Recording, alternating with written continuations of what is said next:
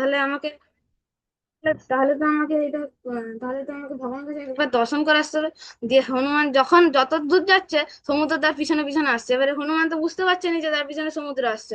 এবারে যত দূর আসছে তত পুরো সেটা ক্ষতি হয়ে যাচ্ছে, প্রলয় আসছে। দিয়ে এবারে যত দূর যাচ্ছে আবার আবার সমুদ্র দেবতা তার পিছনে পিছনে আসছে। এবার এরকম করে এই হনুমান ভগবানের দর্শন করছে। দিয়ে দেখছে পুরো সমুদ্রও তার পিছনে পিছনে চলে এসছে। দিয়ে হচ্ছে জগন্নাথ তো খুব রেগে গেল। আবার সে একই ব্যাপার আবার। আর ভক্তরা জগন্নাথের কাছে খুব এ করছে যে এই তো কিছুদিন আগে আবার এ হলো, আবার হচ্ছে একই ক্ষতি সাধন। কি করছো তাহলে তুমি, কি হচ্ছে দায়িত্ব দিলে এরকম ভাবে? এবারে জগন্নাথের উপরে পুরী ভক্তরা প্রচুর রেগে গেছে। দিয়ে তো জগন্নাথ একদম হনুমানের উপরে রেগে গেছে। দিয়ে এবার তোমার দ্বারা হবে নি। যে তুমি কি করছো, আমি তোমাকে গার্ড দিতে দিলাম আর তুমি এরকম করছো। দিয়ে তখন হচ্ছে সে বলছে না প্রভু, এবার থেকে আমি আর আসবো না, এবার থেকে ভুল হয়ে গেছে, আমি এবারে থাকবো, আমি ওখানেই হচ্ছে সমুদ্র দেবতাকে পাহারা দেবো, ওখানে থাকবো। দিয়ে তখন অন্ত সমুদ্র দেবতা আর হচ্ছে সমুদ্র দেবতাও দুঃখিত হয়েছে। এবার সে তো বুঝতে পারছে না, কিন্তু সে তো ভগবানের কাছে আসবে। দিয়ে তখন জগন্নাথ বললো যে না, আমাকে কিছু একটা করতে হবে। তবে থেকে পুরীর উত্তর দুয়ারে হনুমানকে ওই পুরী ধামকে মহাসমুদ্রের কাছ থেকে রক্ষা করার জন্য তাকে দায়িত্ব দিল। তাকে সেই পুরীর উত্তর দুয়ারে বেড়ি দিয়ে অর্থাৎ হচ্ছে ওনার শিকল দিয়ে বেঁধে রাখলো। তবে থেকে সেই হনুমানটির নাম হলো বেড়ি হনুমান। বেড়ি হনুমান বা এই হনুমানটির নাম হলো চারিচক্র হনুমান, যার অষ্টভুজ আছে। যা অষ্টভুজ নামেও প্রসিদ্ধ। চারিচক্র শব্দটির অর্থ হলো যার হাতে চারটি চক্র ধারণ করে আছেন। এবং এই হনুমানটি 4 ফিট উচ্চতা বিশিষ্ট ও পূর্ব দিকে মুখ করে বিরাজিত এই বেড়ি হনুমান। আমরা এই তপস্বী হনুমান সম্বন্ধে এই কাহিনীটি শুনলাম। হরে কৃষ্ণ। হরে কৃষ্ণ কৃষ্ণ কৃষ্ণ হরে হরে, হরে রাম রাম রাম। ভালো লেগেছে সবার?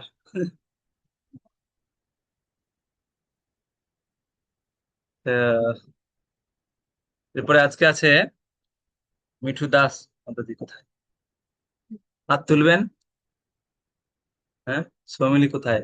হাত তুলতে হবে তো। হ্যাঁ,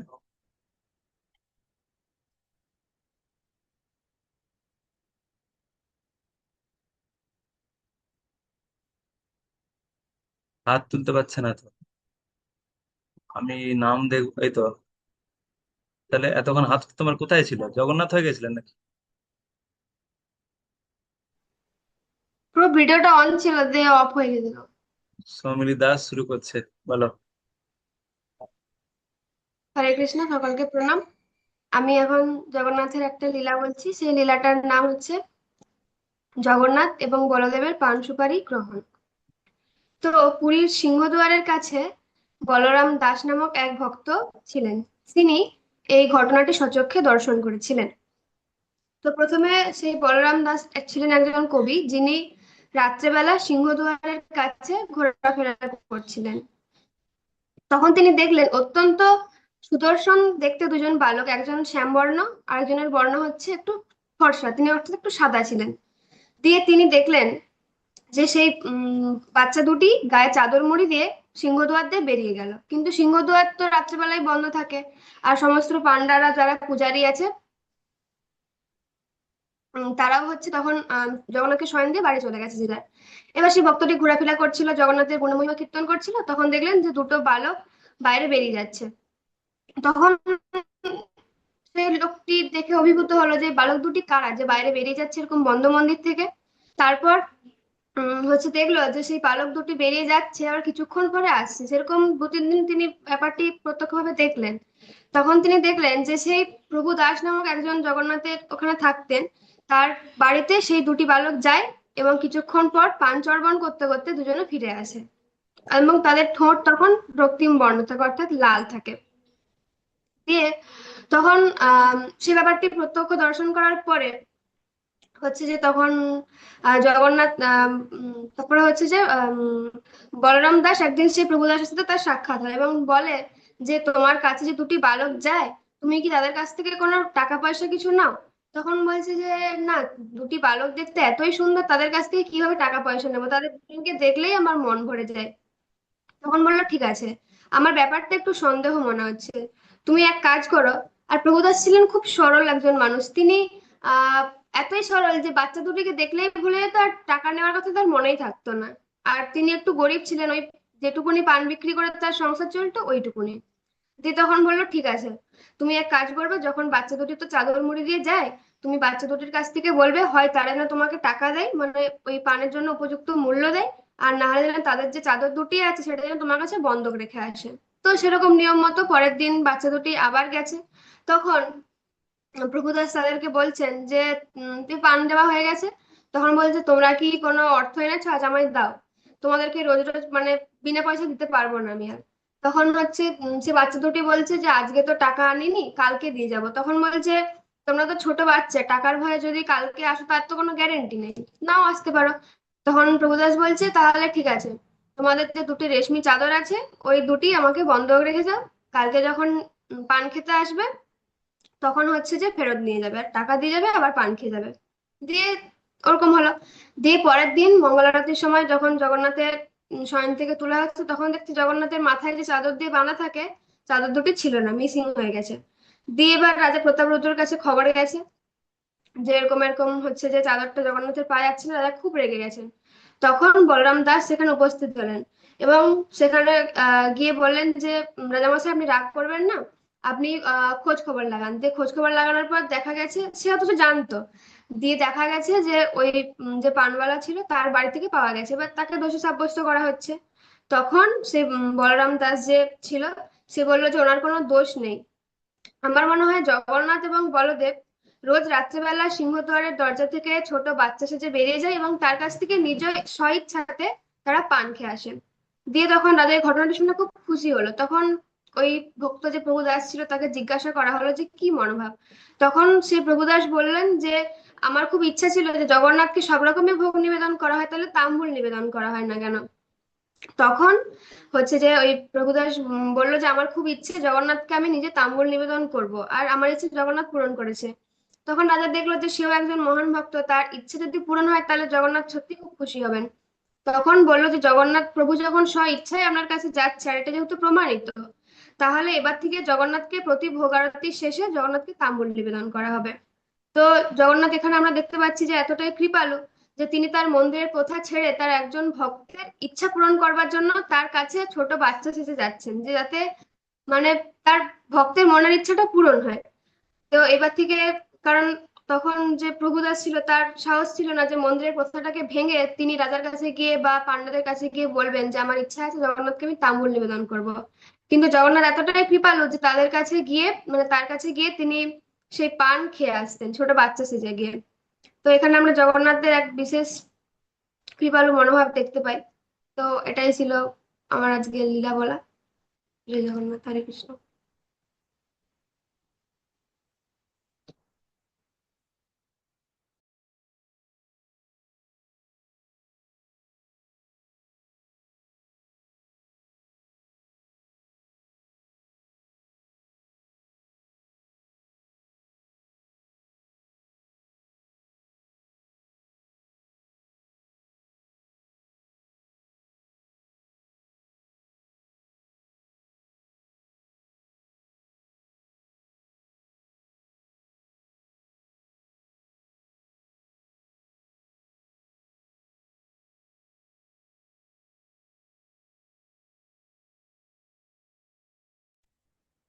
ঠিক আছে, নেই মজ্জা।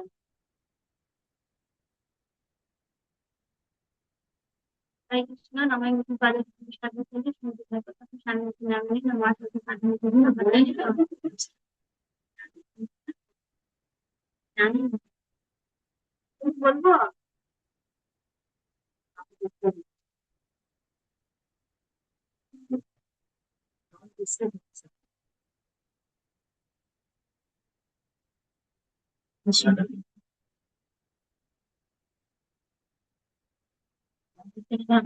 দাঁড়াও না, তাও হচ্ছে নি তো, ঘুরে বলতে বলতে আমার বলেছে। হচ্ছে যে আমার জগন্নাথ মানে গুরুদেবের উপরে যে ভক্তদের কত বিশ্বাস থাকে সেটা হচ্ছে সেটাই লীলাতেই বোঝা যাচ্ছে। হচ্ছে যে একটা বনে আশ্রমে থাকতো গুরুকুলের সব ছাত্ররা, তার গুরুদেব ওখানে একটা বাচ্চা অনাথ বাচ্চা থাকতো, মধু বলে তার নাম। সে হচ্ছে যে ওখানে বাসন টাসন ধুতো আর ওখানের গাভীদেরকে ভান্ডির বনে চড়াতে যেত। তো প্রভু হচ্ছে যে প্রত্যেকদিন কথাবার্তা পাঠ প্রবচন দিতেন। পাঠ প্রবচন দিতে পাঠ প্রবচন দেওয়ার পরে হচ্ছে যে তাকে নিয়ে এবারে সবাই হচ্ছে যে হাসাহাসি করতো, সে কিছুক্ষণ শুনতো তার গুরুদেবের কথা। আর তারপরে সে প্রত্যেকদিন সকালে ঘুম থেকে উঠে ওই গাভীদের চড়াতে চলে যেত। দিয়ে তাদেরকে নিয়ে বাকি বালকেরা হাসাহাসি করে খুব, সে খুব সাদা সিধা ছিল। তখন দুটো বালক একদিন বলছে, কিরে বন্ধু, আর তুই হচ্ছে যে এত রোদ উঠে গেল, একটু তো স্নান টান করে ভগবানকে তো একটা কোটি জলও দিতে পারিস। তখন একটা বালক বলছে, ও আর কি জানবে শাস্ত্র সম্বন্ধে জ্ঞান, আর ওর কি কোনো বুদ্ধি আছে নাকি? ওর হচ্ছে যে বাসন ধোয়া আর গাভী চড়ানো, এটাই হচ্ছে যে ওর কাজ। ও আর কিছু কি পারবে? দিয়ে দুজনে হাসাহাসি করছে। তখন গুরুদেব এসছে, দিয়ে বলছে, কি হচ্ছে তোমাদের, সকাল সকাল এত হাসাহাসি করছো কেন? দিয়ে বলছে, না গুরুদেব, আর হচ্ছে নিজের মধ্যে একটু কথা বলছিলাম। বলছে, ঠিক আছে, তোমাদের যদি মনোরঞ্জন হয়ে গিয়ে থাকে তাহলে যাও, তোমরা হচ্ছে যে শাস্ত্র অধ্যয়ন করবে, যাও। দিয়ে তারা চলে গেল। তখন এবারে বন্ধুকে বলছে, বন্ধু আর যাও তাড়াতাড়ি করে স্নান করে, তোমাকে তো গাভীদেরকেও নিয়ে যেতে হবে। দিয়ে বলছে, হ্যাঁ গুরুদেব, আমি যাচ্ছি। দিয়ে গুরুদেব হচ্ছে যে ভগবানকে প্রার্থনা করছে, বলছে, ভগবান, আর হচ্ছে যে এরা তো কেউ জানে না, কিন্তু আপনি তো জানেন যে বন্ধু হচ্ছে যে কতটা সাদাসিধে আর কতটা সরল, ওর মনে কতটা ভক্তি, আর ওকে সবসময় আপনি রক্ষা করুন। তারপরে বন্ধু চলে গেছে ওদেরকে গাভী চড়াতে। তারপরে হচ্ছে যে এবারে গুরুদেব আবার রাত্রেবেলায় রীতিমতো পাঠ দিবেন, মানে প্রবচন বলবেন। তো বন্ধু সেদিনে জঙ্গলে গিয়ে বলছে যে আমাকে আজকে তাড়াতাড়ি যেতে হবে, কালকে প্রভুর কথা কিছু মিস করে গেছি, শুনতে পাইনি। তো আজকে আমাকে তাড়াতাড়ি করে বাড়ি ফিরে প্রভুর কথা বসতে হবে। তারপরে রীতিমতো কথাতে বসেছে। তখন গুরুদেব বলছে, আমি কথা শুরু করব, কিন্তু আমি বন্ধুকে দেখতে পাচ্ছি না। তখন বাকি ছেলেরা বলছে, প্রভু সে তো এখনো গাভীদেরকে খাওয়াচ্ছে, আর সে কি বুঝবে স্বাস্থ্যের কথা। দিয়ে বলছে, আচ্ছা ঠিক আছে, আমি আলোচনা করতেছি, শুরু করতেছি। তখন বন্ধু ছুটে ছুটে এসে গুরুদেবকে বলছে, গুরুদেব আমাকে ক্ষমা করবেন, আর আজকে আমার আসতে একটু দেরি হয়ে গেল, আসলে গাভীগুলো আজকে এদিক ওদিক চলে যাচ্ছিল, সবাইকে ফিরে ফিরে আনতে আনতে আমার একটু দেরি হয়ে গেছে। বলছে, ঠিক আছে বন্ধু, আসো আসো বসো। দিয়ে বন্ধু সামনে বসেছে। তো বলছে, আজকে আমি বিশ্ব ব্রহ্মাণ্ডের যিনি মালিক, আমি আজকে তার কথা বলবো। দিয়ে তখন গুরুদেব বলছেন যে, জানো, আর হচ্ছে যে আমাদের যে পঞ্চবুদ্ধি যে শরীরটা তৈরি, সেটাও ভগবানের দান, আর ভগবান আমাদের এই সমস্ত জায়গায় কোনায় কোনায় আছে। তখন গুরুদেব বলছে, ও হ্যাঁ, তো তাহলে গুরুদেব যা বলছে তো সত্যিই বলছে, গুরুদেবের কথা কখনো মিথ্যা হতে পারে না। দিয়ে বলছে, ভগবান এখনো লীলা করতে আসে। দিয়ে বলছে, ও আজকে তো আমি তাহলে জিজ্ঞাসাই করবো, ভগবান দেখতে কেমন। দিয়ে বলছে, হাত তুলেছে সে, বলছে, গুরুদেব আচ্ছা তাহলে প্রভু দেখতে কেমন? বলছে, প্রভু প্রভু হচ্ছে যে বড় বড় চোখ, আর হচ্ছে যে মাথায় পাগড়ি বাঁধা, তার মাথায় পাগড়ির মধ্যে একটা ময়ূর পালক দেওয়া, তার পীতাম্বরণ ধুতি, আর যখন চলে তার হচ্ছে যে পায়ের নুপুরের খুব সুন্দর আওয়াজ হয়। দিয়ে বলছে, ও আচ্ছা, বলছে সে এখনো তার হচ্ছে যে গাভী চড়াতে আসে ভান্ডির বনে। দিয়ে বন্ধু বলছে, ও ভান্ডির বনে তো আমি গাভী চড়াতে যাই, তাহলে নিশ্চয়ই দেখা হবে আমার সাথে। দিয়ে এবারে পাঠ শেষ হয়ে গেছে। সকাল সকাল বলছে, কালকে সকাল সকাল উঠে আমাকে যেতে হবে তাহলে বন্ধুর কাছে, এই গাভী নিয়ে, তাহলে নিশ্চয়ই কালকে আমি প্রভুর সাথে দেখা করতে পারবো। দিয়ে সে রুটি বানাচ্ছে। দিয়ে বলছে, একটা আমি খাবো আর একটা আমার ওই প্রভুকে দিব। সেও তো বনে বনে ঘুরে, তাকেও নিশ্চয়ই অনেক খিদা পায়, বনে কি পায় না পায়, তাহলে আমি একটা রুটি নিয়ে যাই। দুটো রুটি নিয়ে গেছে আর দুটো কাঁচা লঙ্কা নিয়ে গেছে।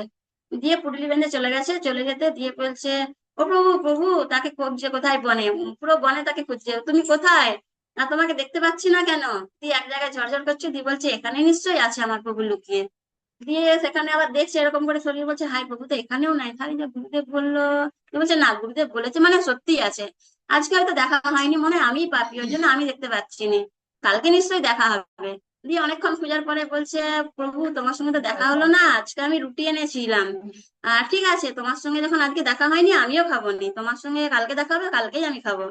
দিয়ে বন্ধু না খেয়ে চলে গেল, রাত্রেও না খেয়ে ঘুমিয়ে গেছে। রাত্রে শুয়ে শুয়ে বলছে, প্রভু আজকে তো তোমার সাথে দেখা হলো না, কালকে নিশ্চয়ই দেখা হবে। দিয়ে সেদিনকে আবার ভোর ভোর সকাল সকাল উঠে গাভীদেরকে নিয়ে রুটি টুটি বানিয়ে চলে গেছে। দিয়ে ছেলেরা বলছে, আজকে বন্ধুকে সকাল থেকে দেখতে পাচ্ছি নি, সকাল সকাল কি কোথায় গেল বলতো। তখন আরেকটা ছেলে বলছে, ও তো কামচোর, ও এখন কাজে ফাঁকি দিবে বলে, যাতে গোবর টোবর পরিষ্কার করতে হবে, বাসন টাসন ধুতে হবে, ওই জন্য আজকে সকাল সকাল ও গাভীদেরকে নিয়ে চলে গেছে। দিয়ে ওখানে গিয়েও কালকেও আবার সেই রীতিমতো খুঁজছে এরকম। খোঁজার পরে তখন বলছে, প্রভু আজকেও তোমার সাথে আমার দেখা হলো না, আর তুমি তো সবাইকেই দেখা দাও, আমি এতই পাপী যে আমার সাথে তোমার দেখা হচ্ছে না। ঠিক আছে প্রভু, তবুও আমার বিশ্বাস তুমি ঠিক আমার সঙ্গে দেখা করবে, আজকেও তাহলে আমি একটা দানাও খাবো নি, তোমার সঙ্গে যেদিনে দেখা হবে আমি সেদিনেই এক দানা মুখে করবো, একসাথে খাবো দুজনে। দিয়ে সেদিনকেও চলে গেছে। যাওয়ার পরে এবার উপর থেকে লক্ষ্মী দেবী বলছে, প্রভু আর তুমি মঠের নিচের দিকে তাকাও একবার, দেখো তোমার একটা সাদাসিধা ভক্ত আর তোমার জন্য ওয়েট করছে, তোমাকে না দুদিন ধরে অভুক্ত আছে, তোমাকে তুমি না দেখা দিলে সে খাবেনি। যে বলছে হ্যাঁ ওটাই তো আমিও দেখছি। আর সে তো মানে তার বুদ্ধি টুদ্ধি কিছু নেই, আর সে তো জানেই না যে কোন কালের কথা বলছে। আরে আমি তো গেছিলাম দাপর কালে, সে তো বুঝতেই পারছে নি।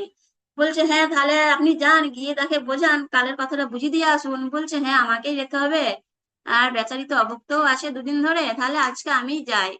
তারপরের দিনে আবার বন্ধু রুটি টুটি নিয়ে এসেছে। তো হচ্ছে যে তখন আবার খুঁজছে, বলছে প্রভু আজকেও আমি আপনার দেখা পেলাম না, আর এতই পাপী আমি, আমি তো মূর্খ শুষ্ক, কিছুই তো জানি না আমি।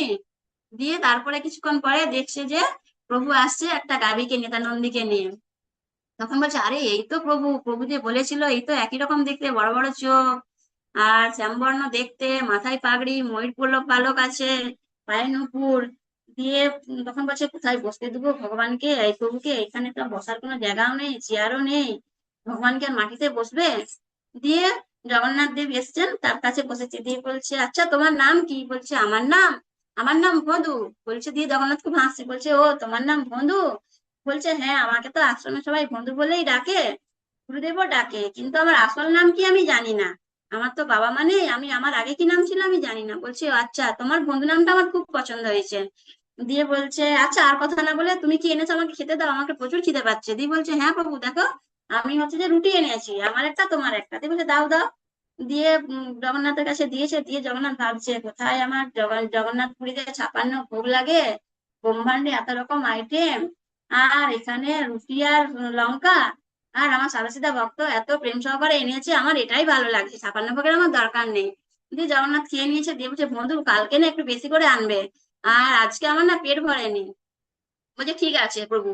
দিয়ে সে চলে গেছে। এবার অনেক খাবার বানিয়েছে সকালবেলায়, বানিয়ে সে নিয়ে আসছে। তখন এবার আর বাকি ছেলেরা দেখতে পেয়েছে। দিয়ে বলছে গুরুদেব আজকে না বন্ধু হচ্ছে যে রান্নাঘর থেকে অনেক খাবার সামগ্রী নিয়ে যাচ্ছে। দিয়ে তখন বলছে আচ্ছা তাহলে তোমরা দাঁড়াও আমি যাচ্ছি। দিয়ে গুরুদেব বলছে বন্ধু বলেছে মানে দেখি কি ব্যাপারটা, ও তো এমনি এমনি নিয়ে যাবে না। দিয়ে বন্ধুকে বলছে বন্ধু দাঁড়াও। বলছে এত খাবার তুমি হচ্ছে যে বনে কার জন্য নিয়ে যাচ্ছ? আজকে কি বনে তুমি কাউকে খাওয়াবে, ভান্ডারা দিবে? বলছে না গুরুদেব, আপনি যে বলেছিলেন না যে হচ্ছে যে প্রভু এখনো আছে জঙ্গলে, আজ কালকে আমার সাথে প্রভু দেখা হয়েছিল। তো কালকে তো আমি একটা রুটি নিয়ে গেছিলাম, প্রভুর হচ্ছে যে খেয়ে পেট ভরেনি, তাই আমাকে একটু বেশি করে নিয়ে যেতে বলেছে, তাই আজকে আমি এত নিয়ে যাচ্ছি। দিয়ে বলছে ও আচ্ছা। দিয়ে গুরুদেব আবার মনে মনে ভাবছে যে বন্ধু বলেছে মানে সত্যি কথাই বলেছে, ও কখনো মিথ্যা বলতেই পারে না। আর ওর এত সহজ সরল দেখে ভগবান নিজেই ওকে কৃপা করেছে, দর্শন দিয়েছে ওকে। আর আমার মতো অভাগা, আমার তো দর্শন হবে না। দিয়ে বলছে বন্ধু তুমি যখন যাচ্ছ আজকে বনে, তাহলে তুমি তোমার প্রভুকে আজকে আনতে পারবে আমাদের আশ্রমে? বলছে হ্যাঁ প্রভু আমি নিয়ে আসবো। বলছে ঠিক আছে। বলছে আপনি কোথাও যাবেন না, আপনি এখানেই বসবেন, আমি সন্ধ্যাবেলায় ঠিক নিয়ে আসবো প্রভুকে। দিয়ে গুরুদেব ওখানেই বসে আছে। বলে বন্ধু বলেছে মানে ঠিক নিয়ে আসবে। দিয়ে বন্ধু নাচতে নাচতে নাচতে নাচতে যাচ্ছে। দিয়ে সে গাছের তলায় গেছে, জগন্নাথ এসেছে। বলছে প্রভু আজকে অনেক খাবার এনেছি, খেয়েছে দুজনে। দিয়ে বলছে আচ্ছা প্রভু তুমি আমার সত্যিকারের সখা? বলছে হ্যাঁ। বলছে তাহলে আমি যা বলবো শুনবেন? বলছে হ্যাঁ শুনবো তো। বলছে তাহলে আমার সাথে আমাদের আশ্রমে চলো, তোমাকে গুরুদেব ডেকেছে। দিয়ে জগন্নাথ কিছুই বলেনি, খেয়ে যাচ্ছে খেয়ে যাচ্ছে। দিয়ে বলছে ও প্রভু কিছুই বলছেন না যে? আর আমার গুরুদেব বলেছে আপনাকে আশ্রমে নিয়ে যেতে। দিয়ে বলছে দেখো বন্ধু, আমি তো তোমার সখা, তোমার গুরুদেবের তো সখা নয়, তাহলে আমি তোমার আশ্রমে তোমার সাথে যেতে পারবো না। বলছে আমি যাবো না যাবো না যাবো না। দিয়ে তখন জগন্নাথের কাছ থেকে সব খাবারগুলো কাড়ি নিয়েছে। বলছে তুমি যেতে পারবে না যখন, তোমাকে খাবার খেতে হবে না, এগুলো সব আমার গুরুদেবের রান্নাঘরের জিনিস। তুমি তাহলে যাবে না যখন, আমার গুরুদেবের এত করে বলছে তোমাকে, আর আমার গুরুদেবের জন্যই তো তোমার সাথে দেখা হয়েছে, না হলে কি তোমার সাথে দেখা হতো? আর আমার তো আমি তো অবোধ, আমার সাথে তো তোমার রোজ দেখা হয় না। আমার বন্ধুদের দেখা হয়, গুরুদেবের দেখা হয়, তারা তো কত শাস্ত্রায়ণ করে, তারা পণ্ডিত, তাদের সাথে দেখা হয়। তোমার সাথে আমার কালকেই দেখা হয়েছে, তোমার মুখ দেখতে চাই না আমি। তুমি যখন আমার কথা শুনবে না, তোমার মুখ আমি দেখতে চাই না। কাল থেকে এটা আমারই বন, আমি এখানে গাভী চড়াতে আসি, কাল থেকে তুমিও এখানে আসবে না, আর আমি তোমার মুখ দেখতে চাই না।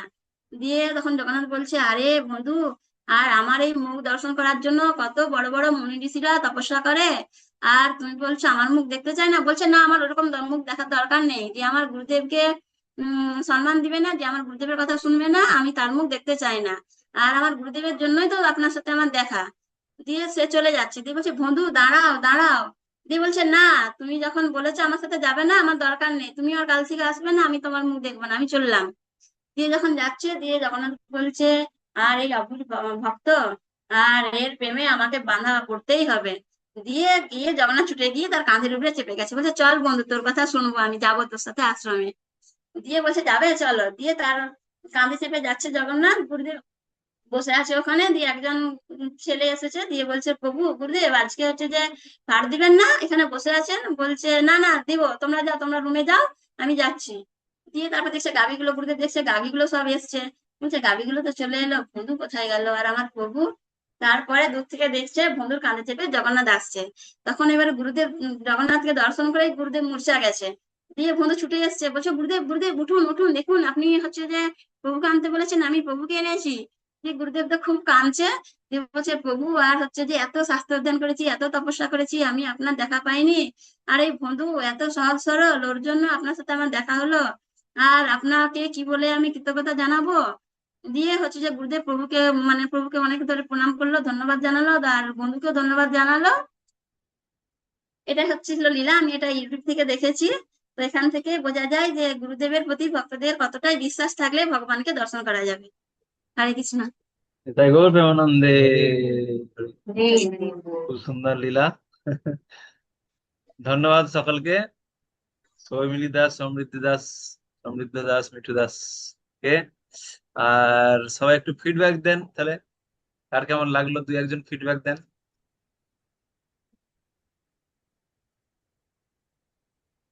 রাধাপতি কৃপা বাবু, ফিডব্যাক দেন।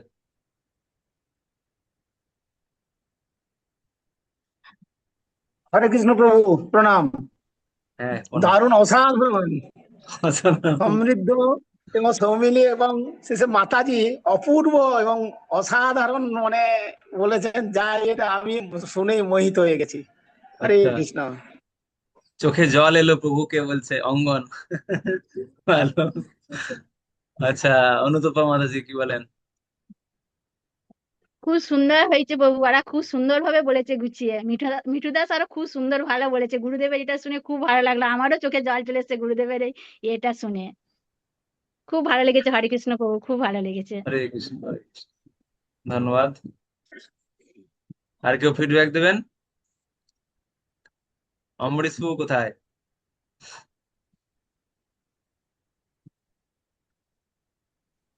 হরে কৃষ্ণ প্রভু, প্রণাম।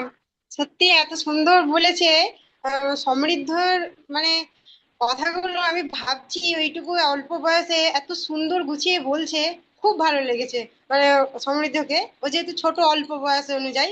তারপরে এ সৌমিলও ভালো বলেছে, এবং মাতাজি সবশেষে যে বললো, সত্যি খুব মানে হৃদয় ছুঁয়ে গেল। মানে সত্যি মানে লীলাটা খুব ভালো লাগলো, আর মাতাজি এত সুন্দর বললো, খুব ভালো লেগেছে। হরে কৃষ্ণ। প্রভু কোথায়? প্রভুর আলাদা, আমার আলাদা।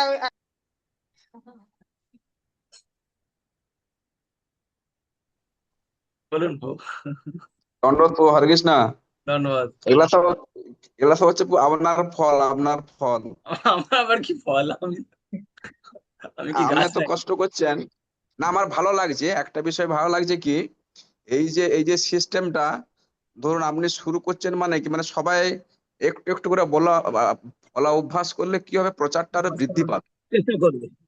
মানে এটাই হচ্ছে মেন উদ্দেশ্য। কে কি বললো, কতটা ভালো বললো সেটা বড় কথা নয়, কিন্তু তাদের যে একটা সাহস বাড়ছে, তারা প্রচার করতে পারবে, একটা ভূমি তৈরি হচ্ছে, এটাই আমার ভালো লাগলো।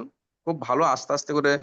হ্যাঁ, এবারে কি হচ্ছে, সময়টা কমের জন্য অনেকে হয়তো একটু মানে স্পিডে বলে ফেলছে, হ্যাঁ, বা একটা নার্ভাস হয়ে যাচ্ছে, ওটা আস্তে আস্তে করে কেটে যাবে।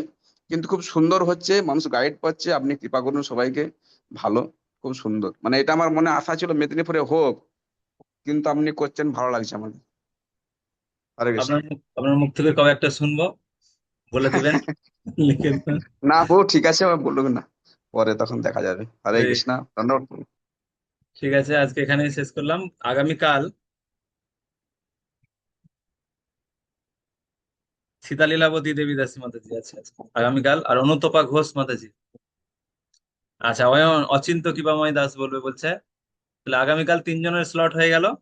মঙ্গলবারে, আবার বুধবারে জয়িতা হাজরা মাতাজি, স্নিগ্ধরূপা রাধা দেবী দাসী মাতাজি, আর সুজালা মাতাজি। বুধবারেও ফিল আপ হয়ে গেছে। বৃহস্পতিবারে প্রশান্ত জানা প্রভু, কাঁঠাল চুরি। বৃহস্পতিবার, শুক্রবার, শনিবার ফাঁকা আছে।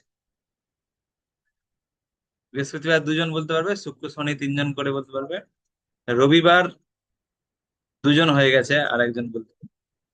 এটা চলবে, আপনারা সবাই সবার উৎসাহ থাকলে আমরা এটা, সবাই যতদিন উৎসাহ থাকবে ততদিন আমরা বাড়াতে পারি। তবে একজন একটাই লীলা বলবে, রিপিটার হবে না। জয় শিল প্রপাত কি, জয় সমবেত ভক্তবৃন্দ কি, জয় হৃদয় গৌর প্রেমানন্দে হরি।